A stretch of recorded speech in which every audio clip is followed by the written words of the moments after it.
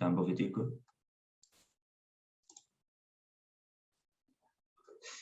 Felly, dyma ni. Steffan Jones ydw i. Dwi ar secondiad ar hyn o bryd o fewn swyddfa Comisiynydd y Gymraeg fel cyfarwyddwr strategol. A fi sy'n gyfrifol ar hyn o bryd am waith rheoleiddio o fewn swyddfa'r Comisiynydd.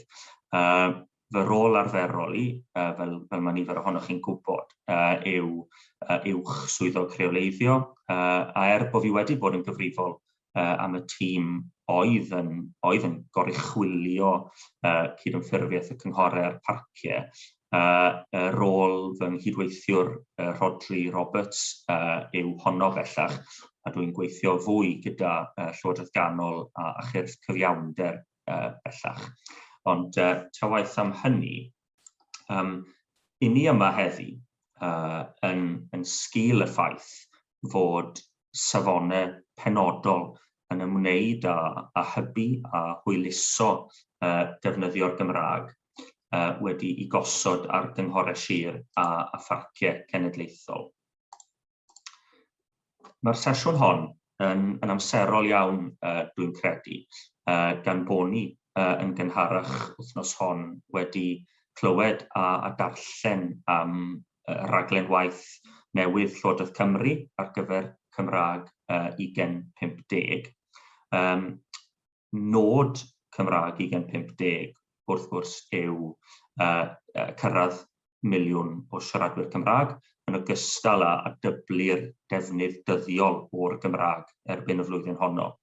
Felly, gyda golwg ar y pwnc dan sylw heddi, mae yna bethau yn y rhaglen sydd yn uniongyrchol berthnasol ag amcanion a nodau y safonau hybu ei hunain. Jyst ambell I enghraifft, mae'r Llywodraeth, fel I chi yn gwybod, am ddatblygu rhaglen I gefnogi defnydd o'r Gymraeg gan blant a phobl ifanc a chanolbwyntio ar bontio rhwng addysg, y gymuned, y teulu a'r gweithle. Yn ogystal hefyd ac edrych yn fanwl ar fanteision defnyddio'r Gymraeg yn y gweithle. Felly, mae'r rhaglen yn datgan bod rhaid cynyddu'r cyfleoedd sydd ar gael I bobl I ddefnyddio I Cymraeg, sgiliau Cymraeg, a bod rhaid gosod cyd-destunau sy'n golygu bod pobl yn gallu defnyddio hi gyda'i gilydd, naill ai o fewn cymunedau daearyddol neu rithiol fel hyn, o fewn gweithleoedd neu fannau cymdeithasol. O ran y sesiwn hon, cynrychiolwyr o gynghorau sir a pharciau cenedlaethol sydd gyda ni fwy na dim, ond dwi'n ymwybodol hefyd fod ambell un yma o gefndir mwy ystadegol, cefndir data ac yn y blaen, a rhai hefyd yn cynrychioli cyrff partneriaid. Ond beth am y safonau sydd dan sylw heddi? Dwi jyst eisiau gweud gair am rhain gan yn bod ni'n recordio a gan y bydd y sesiwn hon gyhoeddus maes o law. Y safonau hybu. Beth yw'r cyswllt rhwng yr hyn sy'n digwydd ar lawr gwlad a'r hyn sy'n digwydd yn genedlaethol? Wel, I ni'n gwybod taw ystyr safon hybu yw safon y bwriedir iddi hi hybu neu hwyluso defnyddio'r Gymraeg yn ehangach. Felly o ran y gyntaf yn gyflym, ni'n gwybod bod rhaid I bob cyngor sir a pharc cenedlaethol baratoi strategaeth ar gyfer cyfnod o 5 mlynedd sy'n esbonio shwt maen nhw'n bwriadu hybu y Gymraeg a'i hwyluso hi yn ehangach yn ei hardaloedd, a bod rhaid i'r strategaeth gynnwys target ar gyfer cynyddu neu gynnal nifer y siaradwyr Cymraeg yn yr ardal erbyn diwedd y cyfnod 5 mlynedd. Mae'r ail wedyn, sef safon 146, yn ei gwneud hi'n ofynnol I gynghorau a'r parciau gynnal a chyhoeddi asesiad o weithrediad a chyrheiddiad I strategaethau hybu ar ôl y cyfnod o 5 mlynedd. Mae'n rhaid yr asesiad hwnnw wedyn gynnwys gwybodaeth benodol, felly nifer ac oedrannau y siaradwyr Cymraeg yn eu hardaloedd, a rhestr o'r gweithgareddau sydd wedi trefnu neu wedi eu hariannu gan y sefydliadau yn ystod y 5 mlynedd flaenorol i hybu defnyddio'r Gymraeg. Felly, yn gyffredinol, beth yw'r bwriad? Wel, y bwriad yw sicrhau bod trefniadau monitro a dulliau mesur cyrhaeddiad priodol a phwrpasol yn bodoli i asesu effeithiolrwydd y strategaethau. Yn gryno iawn, fel ychydig o gyd-destun, chi'n gwybod mae'n siŵr bod y mesur yn dweud y caiff y Comisiynydd wneud unrhyw beth yn ei farn sy'n briodol i hybu a hwyluso defnyddio'r Gymraeg. Un ffordd amlwg o wneud hynny yw darparu cyngor i sefydliad. Felly, mae'r dogfennau cyngor i ni'n cyhoeddi yn cynnig syniadau ymarferol ynglŷn â shwt i fynd ati i gydymffurfio gyda safonau penodol a thrwy'r cydymffurfio hwnnw wedyn hyrwyddo defnydd o'r Gymraeg. Felly, mae'n bwysig nodi at y cofnod fel petai nad yw'r dogfennau cyngor hyn yn godau ymarfer safonau, felly dyw i ddim yn ofynnol cyfeirio at y dogfennau cyngor yma wrth ystyried dehongliad safonau. Ond o ran y ddogfen ei hun, chi wedi gweld, i ni wedi rhannu dros y misoedd diwetha, fe wnaethon ni benderfynu comisiynu darparwr allanol, sef Cwmni Iaith yn yr achos hwn, i roi dogfen at ei gilydd yn dilyn ceisiadau gan gynghorau a pharciau fel ei gilydd am arweiniad ynglŷn â sut i fynd ati i gynnal yr asesiad sy'n ofynnol dan y safonau hybu, a wedyn sut i fynd ati i baratoi strategaeth newydd. Felly, taw mater i'r sefydliadau eu hunain wrth gwrs yw sut i fesur cynnydd yn erbyn eu targedau, mae'r ddogfen gyngor yn darparu arweiniad ar yr agweddau sydd ar y sgrin fan hyn.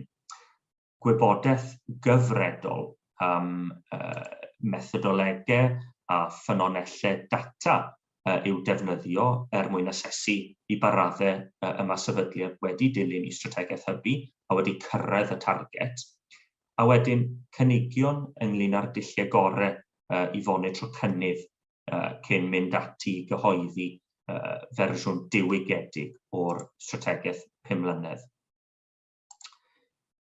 Byddai'n sôn mwy am gynnwys y ddogfen ei hun yn y man, ond dwi'n credu dyna ddigon gen i am y tro. Mae'n bleser gen i nawr felly wahodd Myfanwy Jones, sydd yn swyddog polisi gyda Chyngor Sir Gar, i ymuno gyda ni i siarad am brofiad y sefydliad hwnnw o weithredu strategaeth hybu dros y 5 mlynedd diwetha, mynd ati wedyn i fesur effaith y strategaeth a wedyn dechrau'r gwaith o gynllunio ar gyfer strategaeth newydd. Felly croeso Myfanwy a byddai'n rhannu'r cyflwyniad yn y man. Diolch. Diolch yn fawr i'r Comisiynydd am y cyfle i ddod yma heddi i drafod ac i rannu'n profiadau ni yng Nghyngor Sir Gar gyda chi. Y bwriad yw i fynd â chi trwy'r broses o'r cychwyn a dweud gwir, sut wnaethon ni fynd ati i lunio'r strategaeth, i weithredu'r strategaeth, a sut ni wedi mynd ati i gychwyn canfod ffyrdd o fesur i effeithau. Byddai'n hapus i rannu'r profiadau da a'r gwael gyda chi yn y gobeith y bydd e'n gymorth i ni gyd i ffeindio ffordd pwrpasol ymlaen. I ni'n falch iawn o'r ffordd i ni wedi mynd ati i lunio a gweithredu'r strategaeth. Fel dwi'n dweud, mae'n ambell i weithgaredd neu llai llwyddiannus wedi bod ar hyd y daith, a byddai'n rhannu rheina gyda chi hefyd.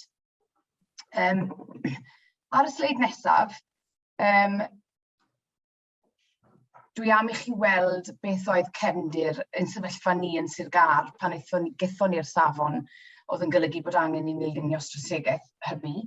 I ddechrau, o'n i mewn sefyllfa ffodus iawn, gan bod gyda ni ddadansoddiad manwl o sefyllfa'r iaith yn Sir Gar, wnaethon ni gomisiynu, sef y Gymraeg yn Sir Gar. Lluniwyd yr adroddiad hyn gan Dylan Phillips o ganlyniad i'r canlyniadau siomedig yr cyfrifiad, oedd yn golygu mai ni oedd y sir oedd wedi gostwng fwyaf mewn y canran o siaradwyr Cymraeg dros Gymru. Oedd yr adroddiad yn fanwl ac yn sail ystadegol gwych i ni, oedd yn gallu dadansoddi beth oedd yr prif heriau yn amlwg symudiadau poblogaeth mewn lifiad diffyg trosglwyddo iaith ac yn y blaen, ac oedd yn gallu mynd i fanylder ynglyn â'r ardaloedd y wardiau ac yn y blaen oedd yn peri mwyaf o ofid. So oedd hwnna'n rhoi sail gwych i ni, ac yn dilyn hynna, sefydlwyd grŵp gorchwyl a gorffen trawsbleidiol o fewn y cyngor i edrych ar yr adroddiad ac cynnal ymchwil pellach a dod lan gyda 72 o argymhellion ar y ffordd ymlaen. Felly fel ych chi'n gweld, mewn ffordd oedd gyda ni'n strategaeth hybu ni'n barod cyn i'r safon yma ddod i rym. Peth arall oedd gyda ni hefyd oedd yn fanteisiol dros ben oedd y fforwm strategol sirol. Ac ar y fforwm hwn, oedd y cyrff oedd yn hlwyddo'r Gymraeg a aelod portffolio'r Gymraeg yn y cyngor. Ar ben hynny, oedd gyda ni y cyrff pwyso Gymdeithas yr Iaith, dyfodol ac yn y blaen, yn aelodau ar y fforwm. A mae hyn wedi bod yn fanteisiol dros ben i ni fel sir, i gael y persbectif oddi wrth i nhw hefyd. A mae'r berthynas yna wedi adeiladu dros y cyfnod diwethaf, dros gyfnod y strategaeth. Byddai'n sôn mwy am hynna. Iawn. So dyna beth oedd y sefyllfa pan aethon ni ati, pan ddechreuais i gyda'r cyngor a mynd ati i lunio'r strategaeth yn y cychwyn. Ac yn y fforwm wnaethon ni wneud hyn. So o'r man cyntaf at y fforwm aethon ni i lunio'r strategaeth a cytuno i ddechrau ar weledigaeth a chyfeiriad unedig. Nawr, oedd hwn yn broses defnyddiol a diddorol i ni ac oedd y cyrff o amgylch y bwrdd yn awyddus iawn i beidio ffocysu ar yr hyn oedd y safon yn gofyn o safbwynt rhestru o weithgareddau i hyrwyddo'r Gymraeg a tharged o ran canran siaradwyr Cymraeg. O'n nhw'n teimlo bod byddai gwneud hynna'n Sir Gar yn trin yr iaith yn ymylol.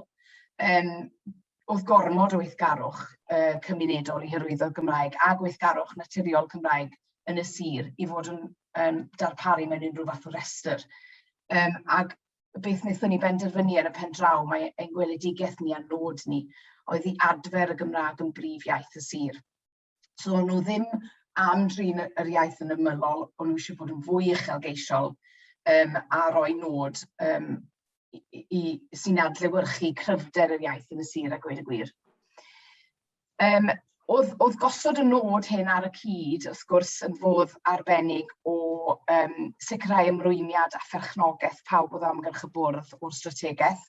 A wedyn oedd e'n bwysig iawn ein bod ni'n ymgorffori yr argymellion ddath o'r adroddiad blaenorol mewn i'r strategaeth, mwyn iddo fe beidio bod yn colli, yn tynnu ffwrdd oddi wrth y gwaith wedi cael ei wneud yn barod mewn ffordd. Aethon ni ati i gytuno ar amcanion a blaenoriaethau ar oedd amcanion yn llai controversial mewn ffordd.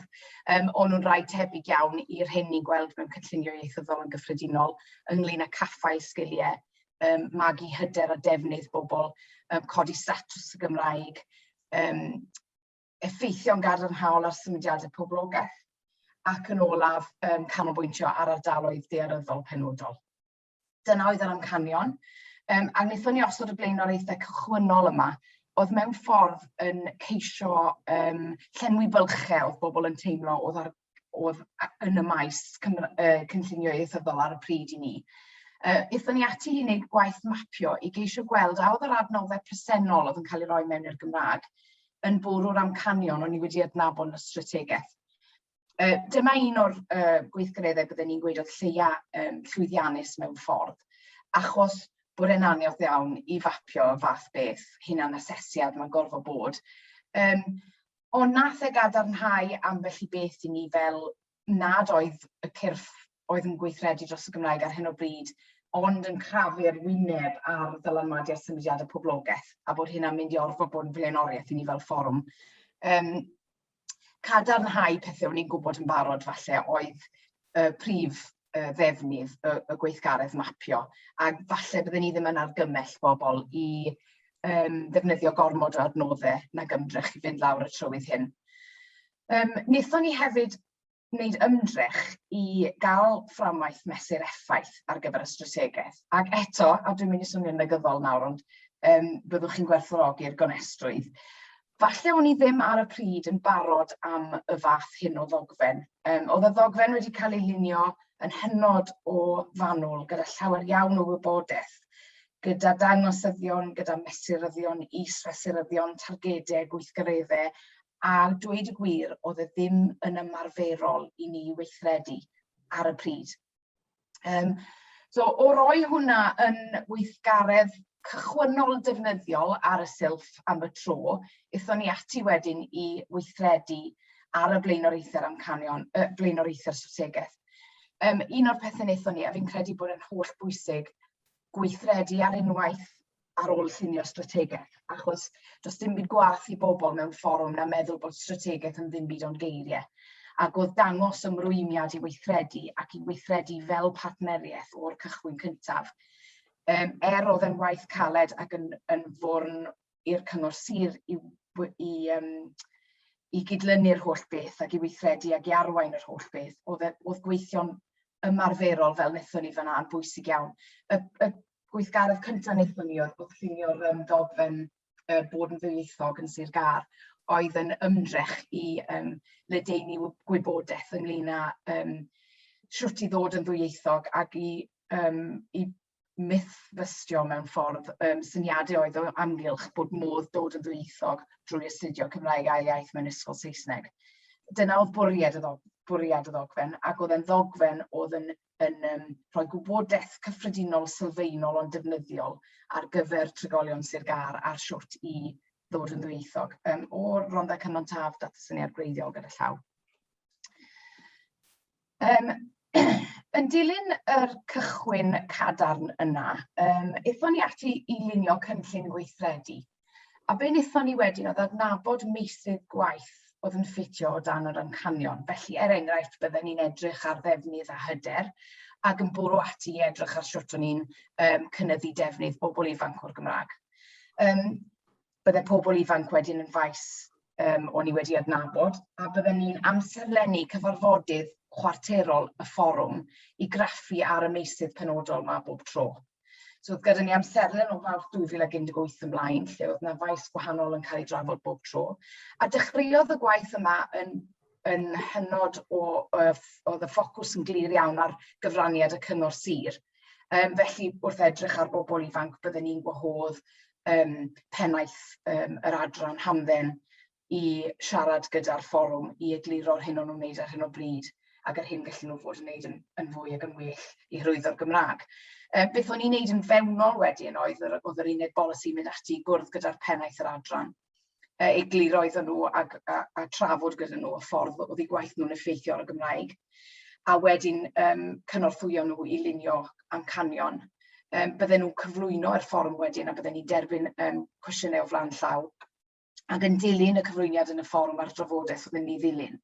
Bydden ni wedyn yn fewnol yn mynd nôl at yr adran, gyda nhw yn diweddaru'r golofn yn y cynllun gweithredu oedd yn sôn am gynnydd ac wedyn yn gosod y camau gweithredu newydd. Fi'n credu bod hwn yn arfer arbennig o dda achos oedd e'n sicrhau bod y cynllun gweithredu bob amser yn gyfredol ac yn berthnasol. Oedd e'n ddogfen, oedd e'n newid trwy'r amser ac fi'n meddwl mi fydd e'n allweddol i ni wrth i ni asesu effaith y strategaeth yn gyffredinol, achos bydd gyda ni'r adrodd yn y colofn cynnydd bob tro i allu tynnu ohono fe wybodaeth ar gyfer asesu effaith. Beth ddigwyddodd gydag amser wedyn oedd y cyfarfodydd wedi dod i deimlo chydig braidd fel cyfarfodydd i graffu ar weithgaredd y cyngor sir. Oedd y cydbwysedd wedi mynd ychydig bach yn rhy unochrog, ac wnaethon ni ymateb i hyn mewn sawl ffordd. I ddechrau, wnaethon ni wahodd neu ail sefydlu'r gwahoddiad i'r cyrff cyhoeddus eraill oedd yn gweithredu yn y sir fel yr awdurdod iechyd, y Comisiynydd Heddlu a'r Gwasanaeth Tân. Oedd hwn yn fodd i ehangu'r drafodaeth mewn ffordd i feisydd gwasanaethau eraill. Peth arall wnaethon ni, a un o'r pethau gorau fi'n credu wnaethon ni i wella'r sefyllfa oedd cael cadeirydd annibynnol. O'n i'n lwcus iawn i gael Mary Hughes i ddod i gyfeirio, ac mae cael cadeirydd annibynnol fel yna wedi gallu ailosod y cydbwysedd yn llawer mwy effeithiol.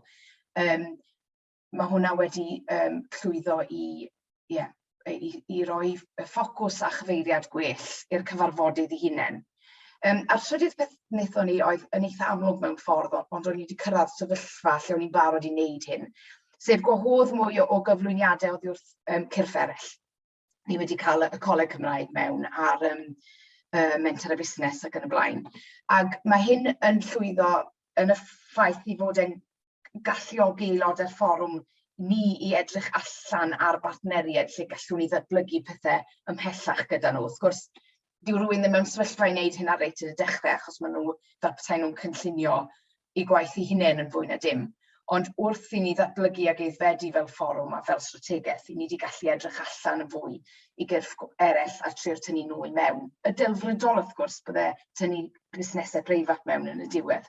A dyw hwnna ddim o bell ffordd yn amhosib i wneud yn fy marn i. Amserlen y cyfarfodydd wedyn bob chwarter, diweddaru'r cynllun gweithredu bob chwarter, fel allwch chi ddim ychmygu, mae'n dipyn o waith gweinyddol mewnol, ond mae fe werth i wneud. A wedyn mae gyda ni wrth gwrs y sail na ar gyfer tynnu gwybodaeth allan o gyfer mesur effaith yn y pen draw. Eithon ni ati wedyn unwaith eto i geisio canfod fframwaith mesur traw effaith, ac yn llawer mwy llwyddiannus y tro hwn. Mae'r fframwaith i ni wedi cael erbyn hyn wedi comisiynu, mae e'n llawer mwy ymarferol bosib i weithredu. Mae llawer mwy o ffocws. Mae e'n canolbwyntio falle ar ddangosyddion yn hytrach na thargedau penodol. Mae e'n codi gofidion ynglyn â data ynglyn â'r Gymraeg yn gyffredinol, achos mae yna nifer o bethau o'n i moyn mesur sydd ddim yn bosib i mesur, fel enghraifft cyfrwng iaith gofal plant mewn meithrinfeydd preifat. Does dim ond modd i ni wybod beth mae'r feithrinfa yna'n galw i hunan, Cymraeg, Saesneg neu dwyieithog. Does dim modd i ni fesur beth yw'r cyfrwng mae'r plentyn yn derbyn. A felly, dyn ni ddim yn gwybod wedyn, ydyn ni'n colli nhw ar hyd y daith i addysg Saesneg neu Gymraeg. So mae yna elfennau yn y data sydd dal yn amherffaith, ac fy ngobaith i wrth i ni gyd ddechrau mesur yn fwy manwl, bydd modd i'r data wella yn genedlaethol, ar lefel genedlaethol. Ni wedi mynd ymhellach a gwneud gwaith mireinio ar yr dangosyddion. Enghraifft, o'n i eisiau gallu mesur yn feintiol effaith gwaith y mentre ar urdd. Ac i ni wedi dod lan dy fformiwla gyda nhw i fesur nifer yr oriau o weithgarwch ar gyfer gweld faint o oriau o Gymraeg maen nhw'n darparu i bobl ifanc mewn sefyllfaoedd amrywiol. Mae hwnna'n un eitha difyr. A byddwn ni'n defnyddio'r fframwaith yma nawr. Wrth i ni fesur effaith y strategaeth hyn, wrth geisio canfod data a'i lenwi fe, ond wrth gwrs, dyw e ddim mor ddefnyddiol ar hyn o bryd i fesur effaith y strategaeth, ond yn hytrach i ganfod gwylodlyn a fydd yn ddelfrydol ar gyfer mesur y strategaeth nesaf. Fi'n credu oedd e'n holl bwysig i ni mewn ffordd i weithredu'r strategaeth am 5 mlynedd, cyn bod ni'n dechrau cyn bod ni'n ddigon aeddfed yn cynllunio iaith i allu gweld beth oedd yn mynd i fod yn rili ddefnyddiol i fesur. Ar y sleid nesaf wedyn, byddai'n mynd â chi mlaen at y cyfarfod diweddaraf gaethon ni gyda'r fforwm, oedd ein ymdrech cyntaf fel fforwm i ddechrau asesu effaith yr strategaeth a fi a dechrau edrych ar flaenoriaethau a chynllunio strategaeth newydd. Wnaethon ni gynnal y cyfarfod ar fformat gweithdi ac oedd yn hynod o llwyddiannus yn 2 awr o hyd ac yn gofyn y cwestiynau sydd ar y sleid yna. Oedd e'n ymdrech i gael yr unigolion, yr cyrffo amgylch y bwrdd i feddwl beth oedd eu cyfraniad pennaf nhw at y strategaeth. Mae'n broses trwy'r amser o geisio sicrhau perchnogaeth pawb o'r peth, ceisio sicrhau ymrwymiad pawb, a felly dyna oedd yr ymdrech fyna. A dweud y gwir, oedd y cyfarfod yma i ni yn fesur o lwyddiant y ffordd o'n i wedi bod yn gweithredu'r fforwm, achos oedd e'n gyfarfod cadarnhaol gyda nifer fawr o sylwadau defnyddiol, ac oedd e'n dangos i ni gymaint mwy eiddfed oedd y fforwm nag oedden ni gyd 5 mlynedd yn ôl cyn cael y ddogfen yma i ddilyn ac i weithredu arno. So, edrychon ni nôl ar y 5 mlynedd diwetha ac yn ail hanner y cyfarfod dechreuon ni edrych ymlaen i gynllunio'r dyfodol eto ar fformat gweithdi. Yn anffodus daeth y cyrff cyhoeddus ddim i'r cyfarfod. Mae hyn yn digwydd a mae e'n frwydr cyson i geisio sicrhau bod y cyrff sydd ddim yn eu prif bwrpas nhw o hyrwyddo'r iaith yn dal i weld yr holl beth yn berthnasol iddyn nhw ac yn ddigon perthnasol iddyn nhw fynychu'r cyfarfodydd. Mae'n anodd a mae rhywun yn cydymdeimlo gyda'i safbwynt nhw hefyd. Ond beth ni'n mynd i wneud nawr yw cynnal mini gweithdi gyda'r 4 neu 5 o gyrff cyhoeddus mwyn tynnu nhw mewn i'r broses a sicrhau bod nhw'n cael i mewnbwn nhw hefyd. Yn olaf wedyn, felly, y camau nesaf i ni fel sir, i ni'n mynd i greu adroddiad asesu. Fe fydd yn adrodd yn ansoddol ac yn feintiol ar gynnydd y cynllun gweithredu. Fel nes i sôn, mae gyda ni'r golofn na ar bob maes gweithredu wedi cael ei gynyddu i ei ddiweddaru ar hyd y 3 mlynedd diwetha. Byddwn ni'n defnyddio'r data mae'r Llywodraeth yn paratoi'n sirol i edrych ar sefyllfa presennol y Gymraeg, a byddwn ni'n llenwi'n fframwaith asesu effaith ni, gystal ag y gallwn ni, dwi ddim bob amser yn bosib a dwi ddim bob amser yn lan, ond mae rhaid i ni gychwyn ar hyn fi'n credu cyn bod ni'n gallu dechrau gwella pethau. Byddwn ni hefyd wedyn yn caniatáu amser o fewn yr amserlen i asesu ffigur y cyfrifiad a chreu adroddiad y Gymraeg yn Sir Gar newydd. Bydd hwn yn gymhariaeth gwych gyda'r un diwetha, ac mae'n anffodus nad yw yn cyd-fynd gyda amserlen yr asesu effaith wrth gwrs. Ac wedyn ag yn gorgyffwrdd, byddwn ni hefyd yn drafftio strategaeth newydd a bydd y fforwm ddim yn caniatáu i ni oedi yn ormod ar asesu achos maen nhw mor awyddus i fwrw mlaen gyda'r gweithredu. A dweud y gwir, ni'n falch iawn, byddwn ni ddim yn ymbalfalu ac yn chwilio am flaenoriaethau ar gyfer y strategaeth newydd, achos maen nhw wedi codi yn barod o'r cyfarfodydd chwarterol i ni wedi bod yn cael. Roddai enghraifft nawr o prentisiaethau, mae yna awydd cryf i weithredu i sicrhau bod y bobl ifanc yn dilyn i prentisiaethau nhw trwy gyfrwng y Gymraeg, achos mae'r sefyllfa'n wael ar hyn o bryd. Adfywio economaidd, adfer ar ôl Covid. Mae'r blaenoriaethau i gyd wedi codi yn barod a mae'n fater o dynnu nhw i gyd at ei gilydd. Ac mae'r fforwm o'r cyfarfod diwethaf yma yn eitha clir bod nhw eisiau cadw at yr un nod. Felly mae'r llwybr ymlaen yn eitha clir i ni ac i ni'n bositif yn iawn ynglyn â'r ffordd byddwn ni'n parhau gyda'r broses yma. Fel dwi'n gweud, mae'r data ar gyfer mesur effaith dal yn amherffaith, a mae gyda ni awydd cryf i gael data gwell. Enghraifft bod y siarter iaith yn gallu casglu data i ni ar hyder a defnydd bobl ifanc o'r Gymraeg. Dyw e ddim ar hyn o bryd. Dyw e ddim yn ddigon cadarn, dyw e ddim yn cael ei redeg yn ddigon robust. Dyw e ddim yn ddibynadwy. ond bydde hwnna'n yn gam mawr ymlaen yn y dyfodol. So fi'n credu bod yn bwysig iawn bod ni, tra bod ni'n canfod ffyrdd cadarn o fesur effaith, bod ni'n chwilio am fwy o hyd ac o hyd. Y sleid olaf felly, yr unig beth sydd gyda fi fan hyn yw dolenni a gwybodaeth i chi, rhag ofn bod unrhyw beth byddech chi'n hoffi cael gwybodaeth pellach amdano. Mae'r dolenni yn las, mae'r rheina i gyd ar gael ar y we ar ein gwefan corfforaethol ni, ond mae'r lleill bydd angen cysylltu i gael gafel arno nhw. Ond dyw hwnna ddim yn broblem o gwbl, ac i ni'n gwbl hapus, os ewn ni mlaen i'r sleid nesaf, mae'r cyfeiriad e-bost fyna.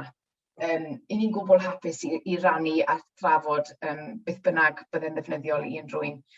Un peth dwi wedi anghofio sôn amdano, falle bydde pobl â diddordeb, yw'r arolwg wnaethon ni greu ar gyfer ceisio mesur ymwybyddiaeth bobl o'r ddwyieithrwydd yn y sir. Oedd hwnna ddim heb i drafferthion chwaith, ond oedd e'n rhywbeth bydden ni yn gwerthfawrogi, so oedd e'n cael ei ddatblygu yn genedlaethol yn hytrach na'n sirol. Ond beth bynnag i ni wedi ceisio, ac byddwn ni'n ail-redeg hwnna ar gyfer asesu effaith y strategaeth hefyd. Diolch am wrando a croeso i unrhyw gwestiynau o gwbl.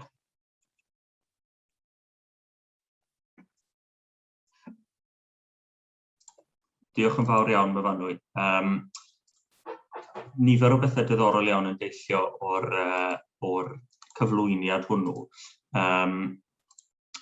Dwi'n meddwl bod y cwestiynau ti wedi codi o safbwynt data a eich awydd chi fel cyngor sir i gael gafel ar ddarnau penodol o ddata falle sydd ddim yn bodoli ar hyn o bryd. Mae hwnna'n bwnc pwysig a falle bydd Martin yn trafod ychydig am hynny yn y man. Ond dwi'n credu bod yna gryn dipyn o gwestiynau diddorol o safbwynt mesur yn feintiol, beth yw effaith gwaith rhanddeiliad yn hynod o ddiddorol, a byddai'n trafod ychydig bach am hynny yn hwyrach. A wedyn y pwynt ola, dwi'n credu, yw sicrhau ymwneud cyrff eraill, cyrff partneriaid, cyrff cyhoeddus eraill yn yr ardal leol, a sut i sicrhau gweitha'r ffaith nad yw'r gofyniad o reidrwydd wedi i osod arnyn nhw'n benodol, shwt i sicrhau bod nhw yn gallu cyfrannu gystadleuaeth gallan nhw. Felly, dyna hynny. Nawr, wnawn ni symud ymlaen. I ni'n gwybod i bod hi'n holl bwysig bod unrhyw strategaeth hybu yn seiliedig ar wybodaeth gadarn a dibynadwy am y Gymraeg. Felly, un o brif adrannau y ddogfen gyngor yw'r adran sy'n darparu gwybodaeth gynhwysfawr ar y ffynonellau data niferus sy'n bodoli o ran y Gymraeg. A dwi'n gallu defnyddio termau ac ansoddeiriau fel cynhwysfawr, achos nid fi nath sgwennu'r adran. Mae'n deg dweud bod Martin Parry, sef pennaeth ystadegau'r boblogaeth cyfrifiad ar Gymraeg ar hyn o bryd yn Llywodraeth Cymru, sy'n ymuno gyda ni nawr, a'r tîm yn ehangach wedi cyfrannu'n helaeth at y ddogfen hon a'r adran hon yn benodol drwy ddarparu gwybodaeth fanwl a phwysig i ni ar y math y ffynonellau data am y Gymraeg y gallech chi fel sefydliadau i defnyddio i hwyluso'r dasg o asesu a mesur perfformiad. Felly, heb fwy o ragymydroddi gen i, hoffwn ni groesawu Martin i siarad am rai o'r ffynonellau hyn, darparu ychydig mwy o gig ar yr asgwrn yn o bosib, a wedyn sôn am ddatblygiadau eraill yn y maes. Felly, croeso mawr iawn i ti, Martin. Diolch yn fawr iawn, Steffan, a bore da bawb. A diolch i chi am gwahoddiad i ddod yma i siarad efo chi heddiw am ffynonellau data am y Gymraeg. A jyst rhannu'n sgrin yn sydyn gan obeithio fyddwch chi'n gallu i weld o'n iawn. Reit. Ydych chi'n gallu gweld o'n iawn ac yn nghlywed yn iawn? Reit. Dyma ni felly ta. Fel fi sôn, Martin Parry dwi, a dwi'n gweithio i Lywodraeth Cymru ac yn arwain ar ystadegau'r boblogaeth, y cyfurfiad a'r Gymraeg. A dwi am drafod ychydig o ffynonellau data am y Gymraeg efo chi heddiw. Mae yna gyfle i ofyn cwestiynau yn diwedd, neu chi diwedd ar y cyflwyniad neu ar yr eitem nesaf ar yr agenda. Jyst trosolwg i chi o'r hyn dwi'n bwriadu i drafod heddiw. Felly, trosolwg o'r prif ffynonellau data am y Gymraeg fydd hi, a pethau all bod o ddefnydd i chi wrth fonitro eich strategaethau hybu. Felly, mi fyddai'n trafod yn fras y dangosyddion cenedlaethau'r dyfodol, y cyfrifiad o'r boblogaeth, yr arolwg blynyddol o'r boblogaeth, arolwg cenedlaethol Cymru, a'r arolwg defnydd iaith, a wedyn sôn ychydig am ddata addysg a ffynonellau eraill o ddata am y Gymraeg, a wedyn fyddai'n sôn yn fras hefyd am gynlluniau yn sgil cyfrifiad 2021 a fyddai gyfla'n diwedd i ddangos i chi proffiliau iaith awdurdodau lleol. Da ni wedi bod yn gweithio arnyn nhw, fydd yn gobeithio hwyluso y gwaith hybu a hyrwyddo. Reit, os yw'n ni gychwyn felly ta efo deddf llesiant cenedlaethau'r dyfodol. Mae'r ddeddf yn rhoi uchelgais, caniatâd a rhwymedigaeth gyfreithiol i wella yn llesiant cymdeithasol, diwylliannol, amgylcheddol ac economaidd ni. Un o 7 nod llesiant y ddeddf ydy Cymru efo diwylliant bywiog lle mae'r Gymraeg yn ffynnu. Mae yna ddangosyddion cenedlaethol ynghlwm ar ddeddf a maen nhw'n ffordd i ni fesur yn cynnydd ni tuag at y nodau hyn fel cenedl. Mae 2 o'r 46 dangosydd cenedlaethol yn ymwneud â'r Gymraeg, sef y ganran o'r bobl sy'n gallu siarad Cymraeg, a'r ganran o'r bobl sy'n siarad Cymraeg bob dydd ac yn gallu siarad fwy nag ychydig o eiriau o Gymraeg. Mae'r dangosyddion hyn wedi eu hadlewyrchu yn strategaeth y Gymraeg Llywodraeth Cymru, sef Cymraeg 2050 miliwn o siaradwyr. Os symudwn ni ymlaen at y cyfrifiad felly ta. Y cyfrifiad o'r boblogaeth ydy'r prif ffynhonnell ddata am y Gymraeg yma yng Nghymru. Felly dyma sail nod llywodraeth o gyrraedd miliwn o siaradwyr Cymraeg, a dyma sut y byddwn ni'n mesur yn cynnydd yn erbyn y nod hynny. Dyma hefyd sut ydym ni'n adrodd yn erbyn un o'r dangosyddion cenedlaethol llesiant cenedlaethau'r dyfodol nes i sôn am yn blaenorol. Mae'r cyfrifiad ei hun yn digwydd unwaith bob 10 mlynedd, a mae wedi cynnwys data am y Gymraeg ers 1891. Y swyddfa strategau gladol sy'n gyfrifol am y cyfrifiad yma yng Nghymru a Lloegr.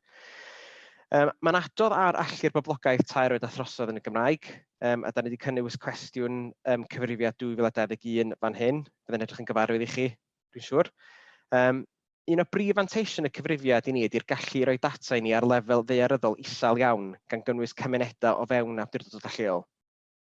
Mae'r cwestiwn fan hyn yn cael ei ofyn yng Nghymru'n unig, ma modd i bobl yn Lloegr nodi os mae Cymraeg ydyw eu prif iaith a ddim Saesneg. Ac yn wir yn 2011 nododd dros 8,200 o bobl hynny. Dangosodd cyfrifiad 2011 i ni bod oddeutu 562,000 o bobl tair oed neu drosodd yng Nghymru yn gallu siarad Cymraeg, neu 19%, o hyn yn cymharu efo 582,000 yn 2001, felly 20,000 yn llai, neu 20.8% yn 2001. Mae yna ddolenni ar y gwylod y sleidiau fan hyn at y data. Mi fydd y sleidiau nesaf hefyd yr un peth, felly allwn ni gylchredeg hein ar ôl yr gweithio heddiw. Reit, ffynhonnell arall y wybodaeth am y Gymraeg ydy arolwg blynyddol o'r boblogaeth, neu'r Annual Population Survey yn Saesneg, sy'n arolwg sy'n cael ei gynnal gan y swyddfa strategau gladol. Yn bennaf mwyn gael gwybod am y farchnad lafur, ond mae o hefyd yn gofyn am allu pobl yn y Gymraeg yng Nghymru yn ogystal â pha mor aml maen nhw'n siarad Cymraeg. Mae'r arolwg yma'n un o'r rei mwyaf yng Nghymru, efo sampl o oddeutu ryw 30,000 o bobl bob blwyddyn. Yn debyg iawn i'r cyfrifiad, mae'r wybodaeth ar gael ar gyfer pobl tair oed neu drosodd, a mae'r canlyniadau ar gyfer hwn ar gael bob chwarter ar lefel awdurdod lleol. Da ni'n ei coeddi nhw ar yn gwefan ni Llywodraeth Cymru. Mae'n bwysig nodi fodd bynnag na ddyliwn ni gymharu data arolwg blynyddol o'r boblogaeth yn uniongyrchol efo'r cyfrifiad. Da ni'n gwybod bod arolygon aelwydydd fel yr arolwg blynyddol o'r boblogaeth yn tueddu i roi amcan gyfrifon ychydig yn uwch o nifer y siaradwyr Cymraeg na'r cyfrifiad. Enghraifft, mae'r data diweddaraf ar gyfer y flwyddyn yn dod i ben mis Rhagfyr 2020 yn rhoi amcangyfrif o ryw 29.1% o bobl tair oed neu drosodd sy'n gallu siarad Cymraeg. Wrth gwrs, mae hyn yn cymaru efo 19% o'n i sôn yn flaenorol ar gyfer y cyfrifiad 2011. Mae yna sawl rheswm posib dros y gwahaniaethau yma, gan gynnwys y ffordd mae'r arolwg yn cael ei weinyddu. Mae ymchwil yn dangos, enghraifft, bod arolygon wyneb yn wyneb yn tueddu i roi amcangyfrifon uwch o allu'r boblogaeth yn y Gymraeg na mae arolygon ar bapur, enghraifft. Da ni wedi cyhoeddi bwletin ystadegol sydd ar ein gwefan ni, eto mae yna ddolen yn fan hyn, sy'n archwilio hyn mewn fwy o fanylder. Ond be mae'r arolwg blynyddol ar boblogaeth yn ei roed i ni ydy y gallu i edrych ar dueddiadau rhwng cyfrifiadau. Gan i fi sôn yn amlwg bod y cyfrifiad mond ar gael unwaith bob 10 blynedd. Jyst fel bod chi'n gwybod hefyd, fe fyddai'n sôn am effaith Covid-19 ar y ffynonellau data yma, achos mae'n bwysig nodi yn anorfod mae'r pandemig wedi cael effaith ar y data ac ar geilydd y data, felly mae'n bwysig cymryd hyn i ystyriaeth. Felly mae'r arolwg bellach yn cael ei wynyddu yn gyfan gwbl dros y ffôn, yn hytrach nag wyneb yn wyneb a dros y ffôn fel oedd o cyn Covid. Fel i fi sôn gyna, mae'r ffordd mae arolwg yn cael ei wynyddu yn gallu cael effaith ar y ffordd mae pobl yn ymatab. Felly mae'r swyddfa statudegau gladol wedi ailbwysoli neu riweitio y data unwaith yn barod mwyn adlewyrchu'r newid sydd wedi bod yn y sampl yr arolwg o ganlyniad i newid yn yr arolwg. Mae'n wrthi ar hyn o bryd yn ailbwysoli'r data unwaith eto. Felly am y tro, y cyngor gen y swyddfa statudegau gladol ydy yn bod ni'n canolbwyntio ar y canrannau yn hytrach na niferoedd o'r arolwg. Mi fydden nhw'n cyhoeddi y data wedi ailbwysoli, dwi'n meddwl, mis nesaf, felly gobeithio fydden ni gallu diweddaru'n data bryd hynny. Arolwg Cenedlaethol Cymru, felly bod chi'n gyfarwydd efo hwn, mae o'n arolwg sy'n cael ei gynnal gen Lywodraeth Cymru. Mae o'n arolwg o 12,000 o ymatebwyr 15 oed neu drosodd bob blwyddyn. Mae'n rhoi gwybod i ni am allu'r boblogaeth 16 oed neu drosodd yn y Gymraeg, yn ogystal â'i rhugolder, sydd ddim yn yr arolwg yn blynyddol na chwaith yn y cyfrifiad, a hefyd pa mor aml maen nhw'n siarad ei iaith. Mae'r cwestiynau hyn yn cael ei gofyn bob blwyddyn yn yr arolwg. Hefyd, mi fydd yr arolwg yn cynnwys cwestiynau ychwanegol am y Gymraeg. Enghraifft, mae'r arolwg wedi gofyn yn y gorffennol am drosglwyddo iaith o fewn teuluoedd a hefyd defnydd o'r Gymraeg yn y gymuned. Mae modd dod o hyd i'r holl gwestiynau sydd wedi eu cynnwys dros y blynyddoedd diwethaf gan gynnwys rhai am y Gymraeg yn ychwilio'r cwestiynau sydd yn y ddolen ar y sleid.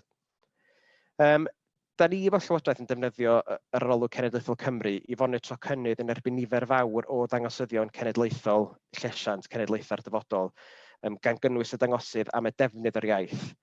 Ond mae'n bwysig cofio wrth gwrs mai dim ond oedolion 15 oed neu drosodd sydd wedi cynnwys yn yr arolwg hwn, felly dio ddim yn rhoi darlun cyfa i ni o'r boblogaeth.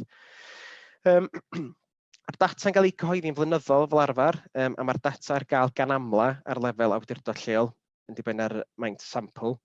Ond eto, gan feddwl am sgiliau effeithiau Covid o ran yr arolwg, bydd rhaid newid y ffordd o wynyddu'r arolwg ers mis Mawrth llynedd, gan symud o fod yn arolwg wyneb wyneb i'n gwbl dros y ffôn.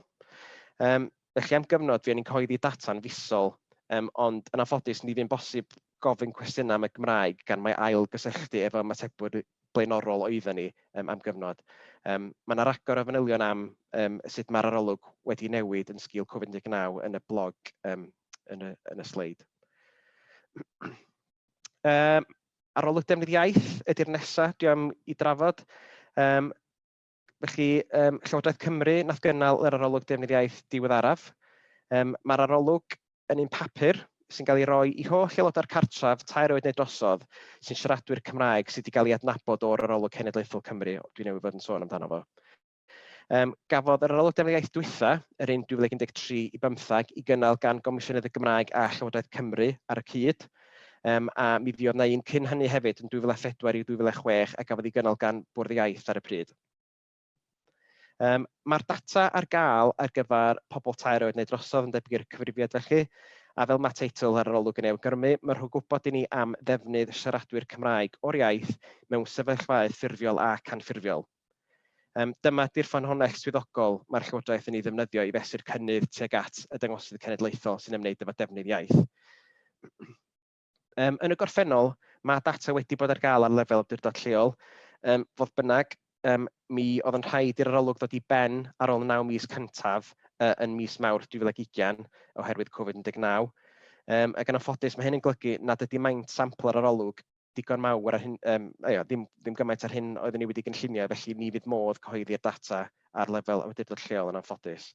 Da ni yn gobeithio cyhoeddi canlyniadau cyntaf yr arolwg defnydd iaith cyn gyntaf â phosib, gan ddilyn wedyn hefo adroddiadau thematig sy'n canolbwyntio ar feysydd gwahanol o ddefnydd iaith, fel defnydd iaith ymysg plant a phobl ifanc er enghraifft.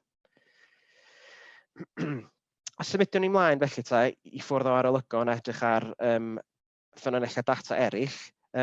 Felly dwi am sôn am y cyfrifiad ysgolion blynyddol ar lefel disgyblion sy'n bach o lond ceg. Felly casgliad blynyddol o ddata gweinyddol ydy hwn.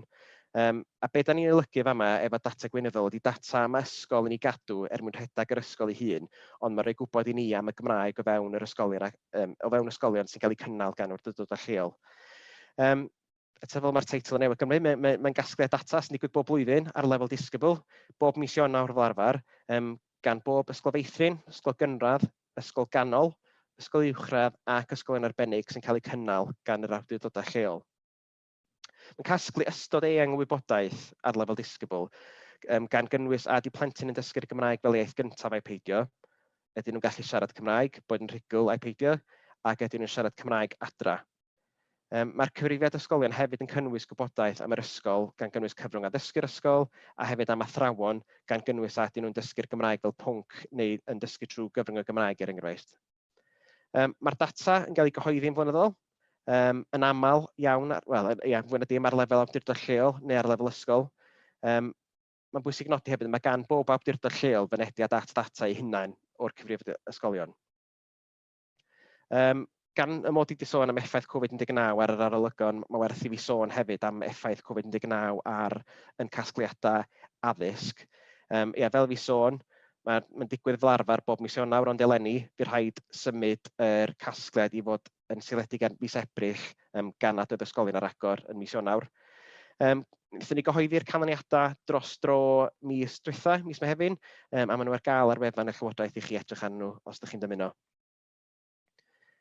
Sôn yn sydyn am ffynonellau data addysg eraill. Da ni'n ei casglu, felly mae yna gyfrifiad blynyddol o'r gweithlu addysg sy'n gyfrifiad gafodd ei gynnal am y tro cyntaf yn 2019 am weithlu addysg mewn ysgolion. Mae'r data bellach ar gael ar yn gwefan Stat Cymru ni. Mae'r cyfrifiad o'r gweithlu addysg yn casglu data ar lefel unigolyn am yr holl weithlu addysg, dim jyst yr athrawon cymwysedig o fewn ysgolion. Maen nhw'n cynnwys gwybodaeth am allu'r gweithlu yn y Gymraeg, yn ogystal ag ydyn nhw'n addysgu'r Gymraeg fel pwnc neu bod nhw'n addysgu trwy gyfrwng y Gymraeg. Bwysig nodi ar hyn o bryd bod y data wedi labelu fel ystadegau arbrofol neu experimental statistics tra'n bod ni'n dod i ddeall y data'n well gan gynnwys unrhyw wahaniaethau hefo'n cyfrifiad ysgolion ni. Da ni hefyd fel arfer yn coeddi data asesiadau athrawon a phrofion cenedlaethol llythrennedd ar hifedd bob blwyddyn. Bwysig nodi fod bynnag ein bod ni bellach fel Llywodraeth ddim yn coeddi unrhyw ddata am gyrhaeddiad yn benodol i islaw lefel Cymru. Serch hynny, mae modd cael gwybodaeth am nifer y plant a aseswyd yn Gymraeg iaith gyntaf, er enghraifft, ar lefel islaw Cymru gan nad ydy hynny'n adrodd yn benodol ar gyrhaeddiad plant. I nodi hefyd, eto'n sgil Covid-19, wnaethon ni ddim casglu data asesiadau athrawon llynedd na eleni chwaith. Debyg iawn, da ni'n casglu a cyhoeddi canlyniadau arholiadau TGAU a lefel AS a lefel A bob blwyddyn, gan gynnwys cymwysterau galwedigaethol hefyd. Mae rhain yn cael eu cyhoeddi ar ein gwefan ac ar gael yn ôl pwnc. Da ni hefyd yn cyhoeddi data ar addysg bellach ac addysg uwch ar defnydd o'r Gymraeg o fewn addysg bellach o gofnod dysgu gydol oes Cymru sydd hefyd eto ar gael ar ein gwefan ni. Chydig o ffynonellau eraill fydd o bosib o ddefnydd i chi wrth ddehongli data am y Gymraeg. Da ni'n da ni cyhoeddi, so fan hyn mae gennych chi ddylyniad data am allu gweithleuoedd gwahanol yn y Gymraeg gan gynnwys meddygon teulu, deintyddion, staff cyngor sir a'r gweithlu gofal sylfaenol.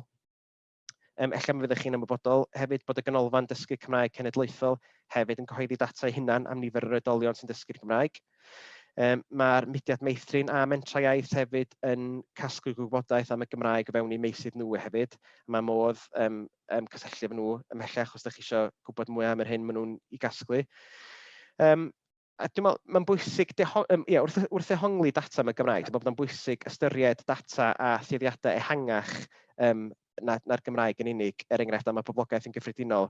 Felly, da ni wedi cynnwys dolenni yn fama at ddata am fudo o fewn Cymru, perchnogaeth ailgartrefi a chartrefi gweigion sydd yn faterion sydd wedi denu creu dipyn o sylw yn ddiweddar o ran y Gymraeg. Sa'n sôn ystyr am cyfrifiad 2021 cyn symud ymlaen i ddangos y proffiliau iaith i chi, da ni wedi bod yn datblygu. Fel fi sôn gyna, gafodd y cyfrifiad dwythau gynnal a disul yr 11 Fawrth 2021 gan y Swyddfa Statistig Gladol. Oedd y cyfrifiad yn bennaf ar-lein tro yma, ond gafodd oddeutu hanner y cartrefi yng Nghymru holiadur papur hefyd. Mae'r Swyddfa Statistig Gladol yn gobeithio cyhoeddi holl ddata'r cyfrifiad gan gynnwys y data am y Gymraeg rhywbryd rhwng mis Mawrth 2022 a mis Mawrth 2023. Felly rhywbeth dwi'n siŵr bod ni gyd yn edrych ymlaen ato fo. Mae'r ONS, neu y Swyddfa Statistig Gladol, wrthi ar hyn o bryd yn cynnal ymgynghoriad ar allbynna cyfrifiad 2021. Felly, gnewch yn siŵr eich bod chi'n dati i roi gwybod iddyn nhw am yr hyn hoffech chi weld fel data a dadansoddiadau am y Gymraeg. Un o'r pethau nodi hefyd, wrth edrych ymlaen i'r dyfodol, ydy bod y Swyddfa Statistig Gladol wedi nodi eisoes mae cyfrifiad 2021 fydd yr olau o'i fath. Mi fydden nhw'n adrodd yn ôl i Lywodraeth y Deyrnas Unedig erbyn diwedd 2023 am ddyfodol y cyfrifiad. Da ni fel Llywodraeth yn gweithio'n agos iawn hefo y Swyddfa Statistig Gladol ar hyn o bryd i sicrhau bod anghenion Cymru gan gynnwys yn anghenion ni am y Gymraeg yn cael ei ystyried yn llawn wrth iddyn nhw weithio ar ddyfodol y cyfrifiad. So, y proffilau iaith, a na'i'n cadw chi os dwi'n ymwybodol bod fi dros amser ychydig. Felly, be ydy hwn ydy adnodd, da ni wedi bod yn gweithio arno fo, sy'n dod â data am y Gymraeg at ei gilydd ar lefel awdurdod lleol a Chymru. Nod yr adnodd ydy dynnu ynghyd y data sy'n ar gael am y Gymraeg i gyngorthwyo yr awdurdodau lleol i baratoi, gweithredu ac adolygu strategaethau hybu'r Gymraeg a'r cynlluniau strategol Cymraeg mewn addysg lleol, enghraifft. Da ni wrthi ar hyn o bryd yn rhannu'r proffiliau efo awdurdodau lleol a defnyddwyr eraill o ystadegau am y Gymraeg, a da ni'n awyddus iawn i dderbyn adborth am yr adnodd.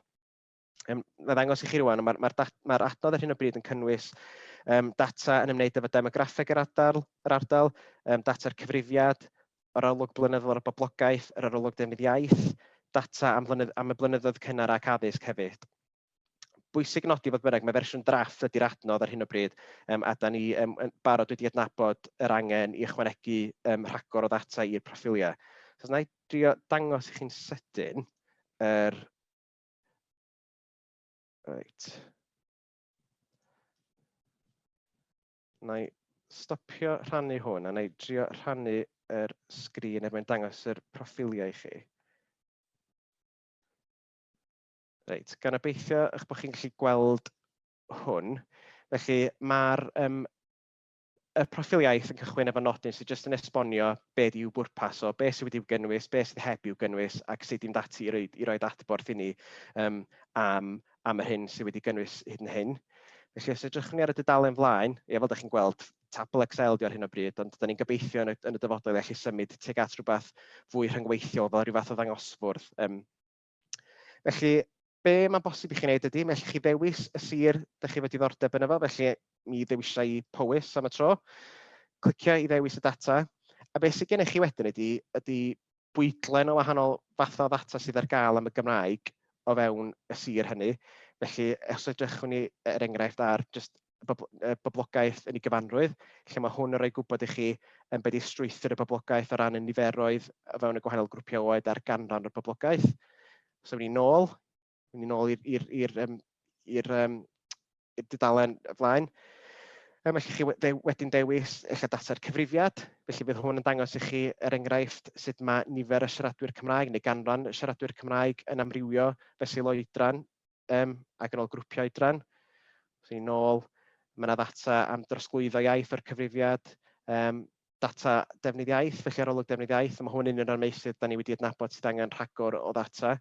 So mae hwn yn dangos i chi ar gyfer Powys, pa mor rhugl o siaradwyr Cymraeg a pha mor aml ydyn nhw siarad Cymraeg. Felly bydd gennym ni wedi siartiau sy'n dangos y data, wedyn mae modd wedyn cael mynediad i'r niferoedd tu ôl i'r graffiau ar y gwaelod. A mae yna eitha dipyn wedyn o ddata am addysg ac ychwaneg i'w gynnwys hefyd, felly os gliciwn ni ar hwnna. Un o'r pethau hefyd sy'n bosib i chi i wneud ydy, allwch chi newid idwch bod chi yn edrych ar data Wrecsam neu beth bynnag, felly mae modd edrych ar ddata gwahanol siroedd gan gynnwys data Cymru hefyd mwyn rhoi y darlun cenedlaethol yna i chi. Felly, so, na i stopio rhannu hwnna am y tro, jyst yn di'r sleid ola sydd gen i. Rhannu hwnna nôl.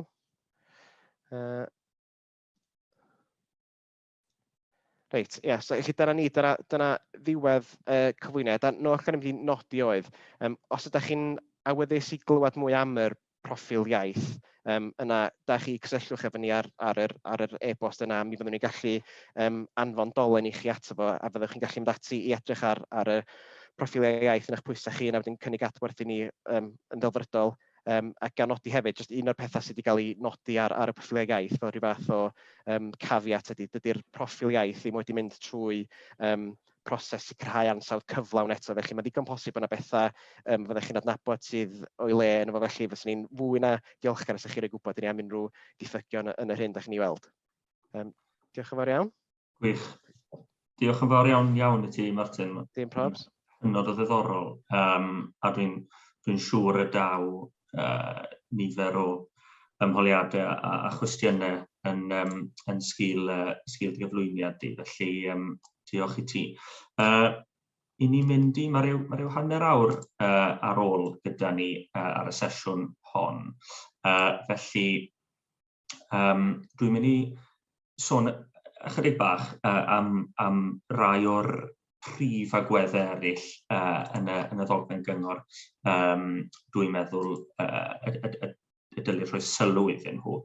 A wedyn gobeithio bydd gyda ni ryw 10 munud, cwarter awr ar diwedd ar gyfer unrhyw gwestiynau naill ai i fi, Myfanwy neu Martin, neu sylwadau a chyfle i rannu profiadau.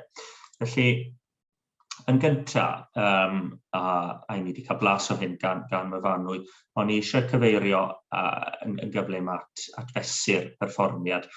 Os y'n ni'n meddwl am yr hyn oedd gan Martin i'w ddweud fyna, yn amlwg y math o wybodaeth sydd ar gael ac yn deillio o'r ffynonellau hynny gan fwyaf i'w rhifau ac ystadegau, hynny yw data meintiol. Felly, yn gyffredinol, mae'n debyg bod tystiolaeth feintiol yn haws falle dadansoddi ac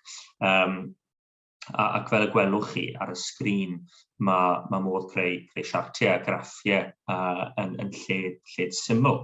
Ond mae'r ddogfen gyngor yn gwneud pwynt pwysig, dwi'n credu, bod llwyddiant y strategaethau hybu yn dibynnu llawer ar agweddau, ar arferion ieithyddol, barn a sefyllfaoedd cymdeithasol unigolion a grwpiau yn y cynulleidfaoedd target. Felly mae pethau fel barn, pethau fel agweddau yn anodd i'w mesur gyda rhifau ac ystadegau ond ydyn nhw. Felly dyna lle gallai fod yn fuddiol i fod yn ategu neu gefnogi canfyddiadau meintiol drwy gynnal ymchwil ansoddol hefyd.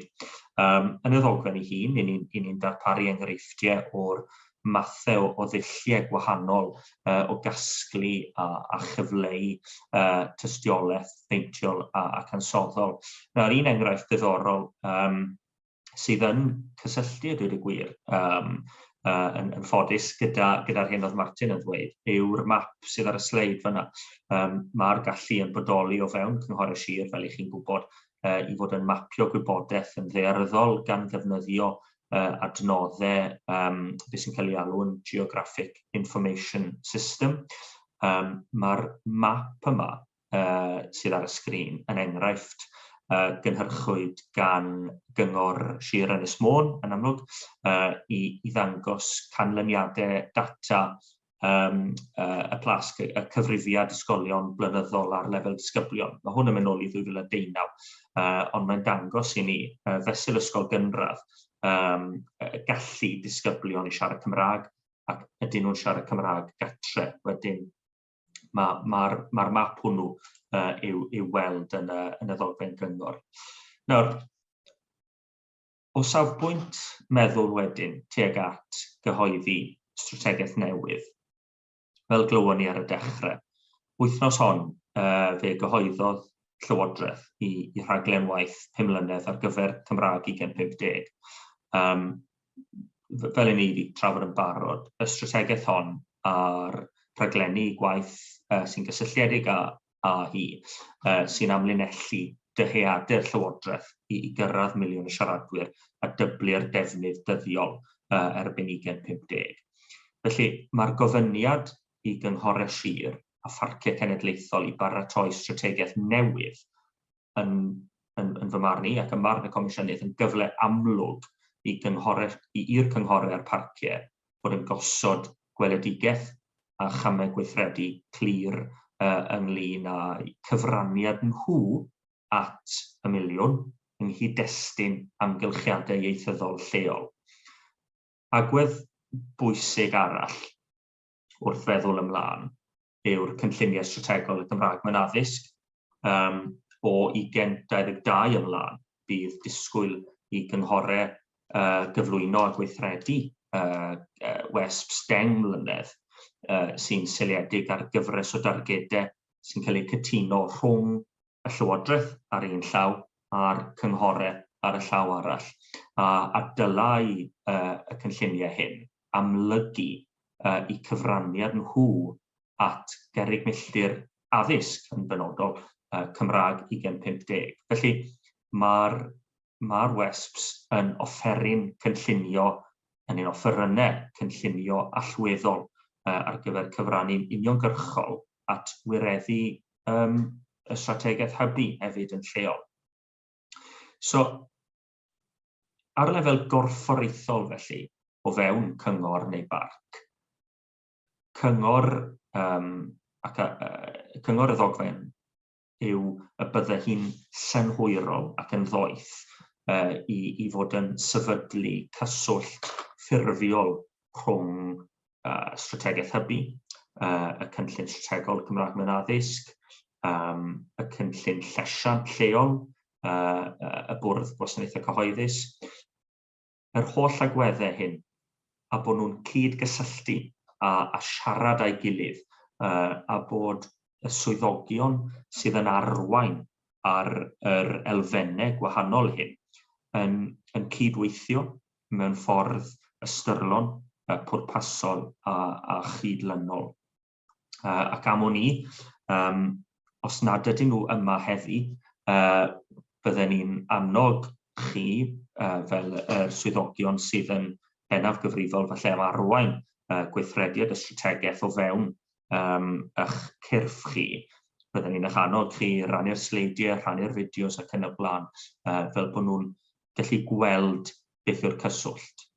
Mae'n bwysig hefyd nodi bod y byrddau gwasanaethau cyhoeddus am fod yn gwneud adroddiadau llesiant dros y flwyddyn nesaf, a hefyd bod y byrddau partneriaeth rhanbarthol yn bwriadu gwneud a chyflawni i hasasiadau poblogaeth hefyd. Felly, unwaith eto, yr angen i sicrhau bod yna gydlynu ac ymwybyddiaeth o'i gilydd a sut maen nhw'n gallu cefnogi i gilydd.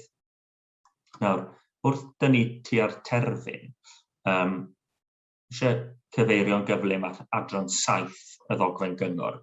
Hon sy'n cyfeirio at yrru a gwerthuso unrhyw newidiadau. A mae'n cyfeirio at y ffaith y bydde datblygu beth sy'n cael ei alw'n fframwaith damcaniaeth newid, cyfieithiad ni cyfieithiad cwmniaeth yw hwnnw o Theory of Change, ond bydde datblygu rhywbeth fel hyn a fframwaith gwerthuso cadarn yn hynod o ddefnyddiol wrth feddwl am ddechrau paratoi strategaeth newydd. Mae llawer o'r deunydd yn adran saith yn dod o llyfr y trysorlus The Magenta Book, ddiweddarwyd ddiwetha y llynedd yn 2020. Nawr, diben y llyfr Magenta yw darparu trosolwg cynhwysfawr o'r broses o werthuso ymyriadau, yn Saesneg, Evaluating Interventions, a sut y dylid gwerthuso ymyriadau o fewn llywodraeth neu lywodraethau neu sefydliadau cyhoeddus. Beth mae'r llyfr yn nodi yw y gall tystiolaeth werthuso sydd o ansawdd uchel, so'r math o wybodaeth i chi'n ei ddefnyddio ar gyfer gwerthuso. Os yw'r wybodaeth honno o ansawdd uchel, bydd yn galluogi y rheini o'n chi sy'n gwneud penderfyniadau ynglyn ag ymyrraethau sy'n deillio neu sy'n gysylltiedig â'r strategaeth hybu i wneud y penderfyniadau hynny'n dda ac yn well. Bydd e hefyd yn lleihau'r risgiau sy'n gysylltiedig gyda cheisio cyflawni'r ymyriadau, a fe ddyle fe o'i wneud yn iawn gynyddu'r siawns o gyflawni'r amcanion i chi'n dymuno i cyflawni. Felly, drwy ddilyn trywydd fel damcaniaeth newid a datblygu fframwaith o'i gwmpas, gallwch chi nodi wedyn, yn ddiddorol iawn. Mae hyn yn cysylltu gyda beth wedodd myfanwy o ran y math o gwestiynau mae'r fforwm iaith yn ei gofyn. A os na bethau sy'n cael ei gwneud neu'n cael ei cynllunio nad ydyn nhw o gymorth mewn gwirionedd i gyflawni'r nodau. Os na fylchau yn yr ymyriadau i chi'n bwriadu gweithredu, a siwt y dylech chi fesur effaith neu gynnydd eich canlyniadau terfynol chi. Felly, ar ôl i chi wneud hynny, allwch chi wedyn symud mlaen a dechrau paratoi set o ddangosyddion sy'n gysylltiedig â'r cwestiynau gwerthuso yma angen ei hateb. A allwch chi feddwl am siwt mae'r wybodaeth i ateb y cwestiynau hyn am gael ei chasglu, pwy, pryd ac yn y blaen. Un agwedd allweddol fan hyn dwi'n credu, wrth i chi fod yn gwerthuso ymyriadau, wrth i chi fod yn paratoi strategaeth newydd, pwysigrwydd eich rhanddeiliad chi. Mae'r llyfr yn cyfeirio at nifer o randdeiliad pwysig a ddylai fod yn gysylltiedig â'r broses hon. Enghraifft, yn amlwg, pwy sy'n gyfrifol am yr ymyrraeth neu'r ymyriadau, pwy sy'n gyfrifol am ddadansoddi'r gwerthuso, pwy sy'n gyfrifol am graffu ar benderfyniadau y corff, pwy fydd yn cyflwyno'r ymyrraeth, y cyhoedd, academyddion, ymchwilwyr ac yn y blaen, bod yr elfennau hyn, yr elfennau dynol hyn i gyd yn rhan o'r broses sy'n gysylltiedig gyda gwerthuso a pharatoi. A wedyn, mae hynny'n yn arwain ni at y sleid ola, sef jyst cyfeirio'n gyflym at ddangosyddion. I ni'n gwybod bod dangosyddion perfformiad yn un o nodweddion mwyaf poblogaidd a phwysig unrhyw system monitro gwerthuso. Prif nod dangosydd neu dangosyddion wrth gwrs yw ceisio dangos ydy'r nodau a'r amcanion sydd wedi cytuno ar ddechrau unrhyw brosiect yn cael yr effaith a'r cyflawniad i chi'n ei rhagweld a'i rhagdybio. Wrth i chi lunio dangosyddion ystyrlon, mae angen sicrhau yn y lle cyntaf bod y nodau a'r amcanion sydd wedi gosod ar gyfer strategaeth hybu yn yr achos hwn, i bod nhw'n ymarferol ac yn bosibl i'w cyflawni, a bod yna ystyriaeth o amser achostau hefyd wrth gwrs. A jyst i edrych yn gyflym iawn ar un neu ddau o'r dangosyddion sy'n cael sylw yn y ddogfen gyda ni. Cyngor Wrecsam enghraifft, mae ganddyn nhw ddangosydd sy'n ymwneud â chynnydd yn nifer y plant sy'n mynd i grwpiau chwarae neu clybiau Cymraeg cyn ysgol. A gyda'r dangosydd na, mae yna weithgareddau, felly gweithio gyda mudiad meithrin, Cylch Ti a Fi, Dechrau'n Deg, i sicrhau bod darpariaeth ddigonol o fewn cyrraedd hawdd i'r prif ardaloedd. I ni wedi clywed gan Myfanwy, mae dangosyddion Sir Gar yn cael sylw yn y ddogfen hefyd, enghraifft mwy o drigolion yn y sir yn gallu ac yn defnyddio'r Gymraeg bob dydd, ac i gyd fynd ar dangosydd na wedyn, mae yna fesur neu mesuriad mwy technegol, sef canran y bobl sy'n dweud wrth ymateb i gwestiynau yn arolwg cenedlaethol a'r arolwg defnydd iaith ac yn y blaen, bod nhw'n siarad mwy nag ychydig o eiriau Cymraeg a bod nhw'n siarad Cymraeg yn ddyddiol. Felly, blas i chi fyna o'r math o ddangosyddion y gallech chi fod yn ei cynnwys wrth lunio a meddwl am strategaeth newydd. Felly, dyna ni. Dwi'n gwybod, dwi'n credu allan ni fod yn trafod y pwnc hwn drwy'r dydd ac am ddyddiau, dweud y gwir. Ond blas i chi fyna o gynnwys y ddogfen gyngor. Dwi hefyd yn hynod o ddiolchgar i Martin a Myfanwy am ymuno gyda ni a siarad am eu profiadau nhw a'i harbenigeddau nhw heddi. Mae gyda ni ryw 10 munud ar ôl. Dwi'n mynd i stopio recordio fel nad yw'r cwestiynau jyst tegwch i chi ac i ni, fel nad yw'n nhw yn rhan o'r recordiad terfynol, felly gan obeithio bod hwn yn mynd i weithio.